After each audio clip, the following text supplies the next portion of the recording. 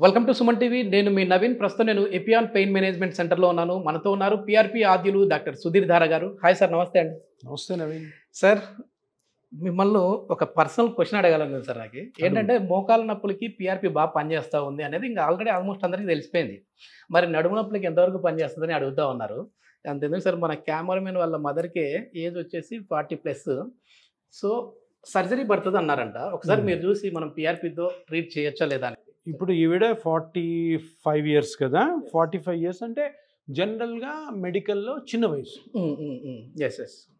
ఇప్పుడు ఈవిడికి పెద్ద పెద్ద పిల్లలు ఉన్నా కూడాను 45 ఇయర్స్ మెడికల్గా చాలా చిన్న వయసు. ఓకే. ఓల్డ్ ఏజ్ అంటే 80 తర్వాతే. సో ఇప్పుడు బ్యాక్ పెయిన్ ఉంది.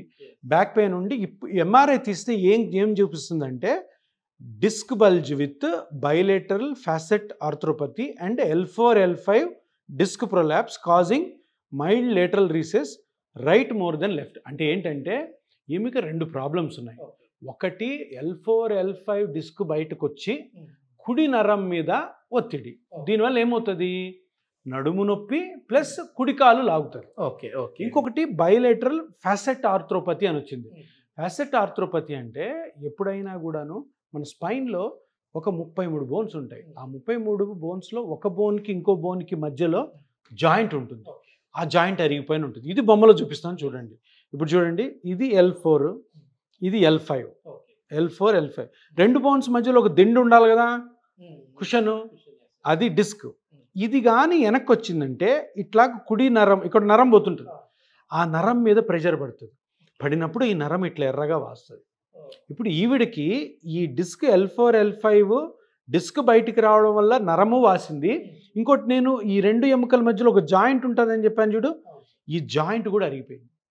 జాయింట్ ఎందుకు అరుగుతుంది? హౌస్ వైఫ్స్ కంటిన్యూస్ పని, వంగి పనులు చేయడం. సో ఈ పాయింట్, ఈ జాయింట్కి ట్రీట్మెంట్ కావాలి.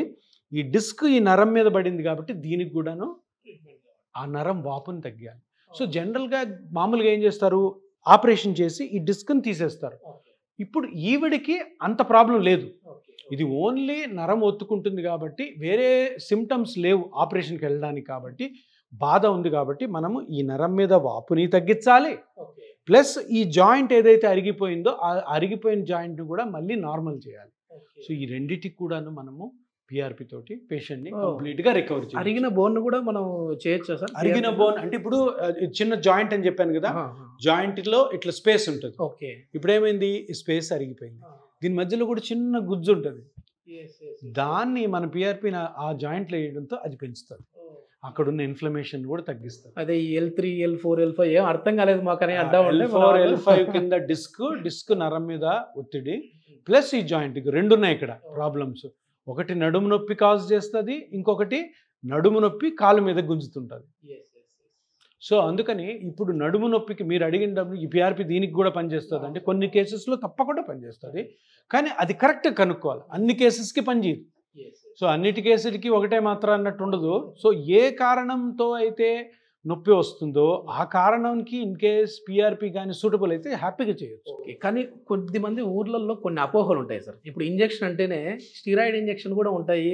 ఏదో కొద్దిమంది అన్క్వాలిఫైడ్ పర్సన్స్ ఊర్లోకి వెళ్ళిపోయి సో అక్కడ వాళ్ళంతకు వాళ్ళే ఇంజక్షన్లు మోకాళ్ళ నొప్పులు అంటే మోకాళ్ళకి ఇస్తూ ఉన్నారు, నడుము నొప్పి అంటే నడుముకి ఇస్తూ ఉన్నారు. దాని తర్వాత వాళ్ళు ఏంటంటే ఇచ్చి వెళ్ళిపోతారు. అక్కడ స్వెల్లింగ్ అయిపోయి అసలు ఆ పార్ట్ మొత్తం తొలగించే పరిస్థితి వస్తూ ఉంది. సో దానికి ఆ ఇంజక్షన్లకి మన పిఆర్పి దానికి డిఫరెన్స్ ఏంటి సార్, తెలియని వాళ్ళ కోసం? స్టిరాయిడ్ అనగానే అది ఒక పెద్ద విషం లాగా, ఒక పాయిజన్ లాగా మొత్తం మన కంట్రీ అంతా అనుకుంటారు. అది స్టిరాయిడ్, స్టిరాయిడ్ అని. స్టిరాయిడ్ యాక్చువల్గా చాలా మంచిది, కాకపోతే మిస్యూజ్ అయిపోయింది. ఎంత డోస్లో ఎంత అద్భుతమైన ట్యాబ్లెట్, అద్భుతమైన ఇంజెక్షన్ అంటే కరెక్ట్గా యూజ్ చేస్తే చాలా బాగా పనిచేస్తుంది అనమాట. ఎందుకంటే టెంపరీగా పనిచేస్తుంది.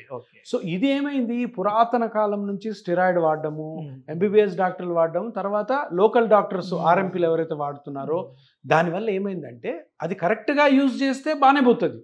అది మిస్యూజ్ అయింది అనుకోండి, ఆ స్టెరాయిడ్ వల్ల లాంగ్ టర్మ్లో వచ్చే కాంప్లికేషన్స్ ఎక్కువ ఉంటాయి. అంటే ఇప్పుడు ఒక స్టెరాయిడ్ ట్యాబ్లెట్ పెట్టాం వెంటనే నొప్పులు తగ్గిపోతాయి, జాయింట్ పెయిన్లు. అది ఏదో వారము 10 రోజులు వాడచ్చు, జీవితాంతం వాడతారు. ఎందుకు? మెడికల్ షాప్ పోవడము, ఆ స్టెరాయిడ్ ట్యాబ్లెట్ తెచ్చుకోవడం. లేదు, కొంతమంది అర్హత లేని డాక్టర్లు ఏం చేస్తారు, ఈ స్టెరాయిడ్ ఇంజెక్షన్ మోకాల్లో ఇస్తుంటారు. అది ఎక్కడికో పక్కకి వెళ్ళిపోయింది. నువ్వు చెప్పినట్టు స్వెల్లింగ్ రావడం, సివియర్ పెయిన్ రావడం, ఇంకోటి స్టెరాయిడ్స్ రెగ్యులర్గా కానీ ఎక్కువ టైం కానీ మోకాళ్ళు యూజ్ చేస్తే నొప్పి తగ్గించవచ్చు కానీ అది గుజ్జుని ఇంకా అరగదీసేస్తుంది. Okay okay. సో అందుకని స్టెరాయిడ్ వాడచ్చు, కానీ దానికి లిమిటేషన్స్ ఉన్నాయి. అవసరమైన పర్సన్ చేతిలోనే ఎవరైతే వాడాలో వాళ్ళే వాడాలా, ఎక్కువ కాలం వాడకూడదు. అందుకనే ఇప్పుడు మీరేమంటున్నారు, స్టెరాయిడ్స్కి పిఆర్పికి డిఫరెన్స్. స్టెరాయిడ్ అనేది డ్రగ్, అది ఒక కెమికల్ నుంచి వస్తుంది. పిఆర్పి అనేది మీ బ్లడ్లోంచి వస్తుంది. మీ బ్లడ్లోంచి వచ్చి దానికి సైడ్ ఎఫెక్ట్ ఏముంటుంది, ఏముండదు. ఇంకొకటి పిఆర్పి వల్ల ఏం జరుగుతుంది, ఎక్కడైతే డ్యామేజ్ జరుగుతుందో బాడీలో దాన్ని కరెక్ట్ చేస్తుంది. స్టెరాయిడ్ అట్లా కాదు. స్టెరాయిడ్ లోపలికి వెళ్ళి ఇన్ఫ్లమేషన్ని క్లియర్ చేస్తుంది, కానీ స్టెరాయిడ్ ఏం చేస్తుంది అంటే ఆ కార్టిలేజ్ మీద పడి తినేస్తుంది దాన్ని. సో ఇంకా ఫాస్ట్గా, అంటే ఒక నెల 2 నెలలు మంచి రెస్పాన్స్ వస్తుంది, దాని తర్వాత దాని ఎఫెక్ట్ తోటి ఇంకా డ్యామేజ్ ఎక్కువ అవుతుంది. పిఆర్పీలు అట్లా కాదు, ఇది స్లోగా ఆ డ్యామేజ్ని మళ్ళీ నార్మల్ చేసి అది ఎక్కువ కాలం ఉండేటట్టు పేషెంట్ కానీ మనం చెప్పిన జాగ్రత్తలను తీసుకుంటే ఎక్కువ సంవత్సరాలు దీర్ఘకాలంగా ఉండేటట్టు అది పనిచేస్తుంది. సో అది డిఫరెన్స్. ఓకే. ఇప్పుడు ఈ నడుము నొప్పి ఉన్న వాళ్ళకి మనం ట్రీట్మెంట్ చేసామంటే, అంటే ఈ పిఆర్పి ఇంజెక్షన్ ఇచ్చామంటే మళ్ళీ వాళ్ళు ఎన్ని రోజుల్లో నార్మల్ అవుతారు సార్? సో ఇప్పుడు ఈ పేషెంట్ చూస్తున్నాం మనం, 45 years. సో ఎందుకు వచ్చింది అన్నది ఇంపార్టెంట్.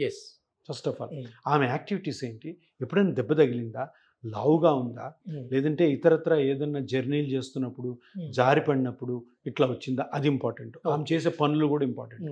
ఇప్పుడు మనం చేసే ట్రీట్మెంట్ ఏంటంటే 2 ప్రాబ్లమ్స్ ఉన్నాయి. L4 L5 డిస్క్ బయటకు వచ్చి L5 నరాన్ని ఒత్తుతుంది, ఆ నరం మీద ఇన్ఫ్లమేషన్ తగ్గిస్తాము. ఇంకోటి L4 L5 జాయింట్ కూడా అరిగింది, దానికి పిఆర్పి చేస్తాం, అయిపోయింది. ఇమీడియట్ రికవరీ కొంత ఉంటుంది, అంటే 50 to 60% ఇమీడియట్గా ఇంజెక్షన్ చేయగానే ఉంటుంది. దాని తర్వాత నెమ్మదిగా మనం చెప్పిన ఎక్సర్సైజెస్ ప్లస్ జాగ్రత్తలు, ఏ కారణంతో అయితే ఆవిడ ఇప్పుడు సఫర్ అవుతున్నారో ఆ కారణాలన్నింటినీ కనుక్కొని ఏవి కరెక్షన్ చేసుకోవాలి. ఇప్పుడు రోజంతా పనిచేస్తుంది, ఆ దాంట్లో ఏం జాగ్రత్తలు తీసుకోవాలి, అలాగాని తీసుకుంటే ఇది లైఫ్ లాంగ్ కూడా ఉండే అవకాశం ఉంది. ప్రామిస్ చేయలేము, కానీ ఇప్పుడు ఇది ఒక జబ్బు కాదు, ఇది ఒకటి మనం చేసే పనుల వల్ల జరిగే చేంజ్ కాబట్టి అది మనం మెయింటైన్ చేసుకోవాలి. ఆ మెయింటైన్ చేసుకుంటే ఉండొచ్చు. ఇది తప్పు అని తెలిసినా కూడా మళ్ళీ అదే రూట్లో కానీ ఇండియాలో చేసేవాళ్ళు అంతా అదే. అందరూ ఏమనుకుంటారు, అమ్మో ఏదైనా ఒక ట్రీట్మెంట్ తీసుకుందాము, ఇంకా లైఫ్ లాంగ్ మళ్ళీ నొప్పి రాదు, నా ఇష్టం వచ్చినట్టు నేను పని చేసుకుని తప్పదు. అట్లా ఏ ట్రీట్మెంట్ ఉండదు. ప్రతి ట్రీట్మెంట్కి రూల్స్ అండ్ రెగ్యులేషన్స్ ఉంటాయి.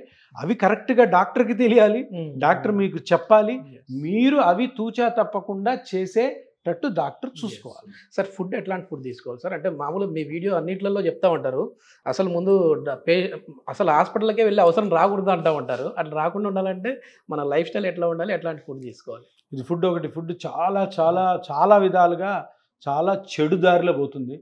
దీని అంతటికి కారణం ఏంటంటే ఇంకా అందరూ కారణమే దీనికి.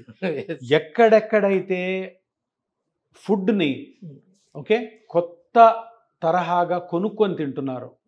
ఇప్పుడు మీరు ఇంట్లో ఏముంటది, ఊరు నుంచి బియ్యం తెచ్చుకుంటాం, లేదా ఇక్కడ బియ్యం కొనుక్కుంటాం, కందిపప్పు తెచ్చుకుంటాం, కూరగాయలు చుట్టుపక్కల కొనుక్కుంటాం, లేదా మాంసం తినేవాళ్ళు మటన్ ఇంతే.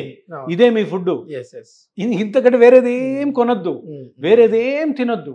ఏది తిన్నా డబ్బులు పోతే ఆరోగ్యం పోతుంది. పిజ్జాలు బర్గర్లు ఏం ఎప్పుడైనా ఒక రోజు తినండి, ఎప్పుడైనా వీక్లీ వన్స్ మనకి ఏదో తినాలనిపిస్తుంది స్విగ్గీలో, కానీ ఎవ్రీడే తినడం లేదు. కొంతమంది ఈ కమర్షియల్గా కొన్ని ఫుడ్స్ ఇవి హెల్త్కి చాలా మంచివి అంటారు చూడండి, వాటిని వేలు కొనుక్కొని మరి తింటున్నారు చూడండి, వేల డబ్బులు పోతాయి, మీ ఆరోగ్యం చెడిపోతుంది. ఎందుకంటే అది తినడంతో మనం రొటీన్గా చిన్నప్పటి నుంచి తింటున్న ఏదైతే బాడీ అలవాటైన ఫుడ్ తినరు. సో న్యూట్రిషన్ కంప్లీట్గా లాస్ అవుతుంది. దాంతో లేనిపోనివన్నీ ఇంబ్యాలెన్స్ వస్తుంది బాడీలో, లేనిపోని గట్ ప్రాబ్లమ్స్ వస్తాయి, న్యూట్రిషన్ ప్రాబ్లమ్స్ వస్తాయి, మెటబాలిక్ ప్రాబ్లమ్స్ వస్తాయి. చాలా మంచి ఇన్ఫర్మేషన్ సార్. ఏంటంటే మొత్తానికి కన్క్లూజన్ వచ్చేసేసి ఇది మోకాళ్ళకి మాత్రమే కాదు, పిఆర్పి అనేది నడుము నొప్పి వచ్చినా కూడా హ్యాపీగా తీసుకోవచ్చు, షోల్డర్ పెయిన్ ఏదన్నా తీసుకోవచ్చు, ఎనీ జాయింట్ పెయిన్కి పిఆర్పి అయితే అప్లికబుల్. Thank you sir. నమస్తే.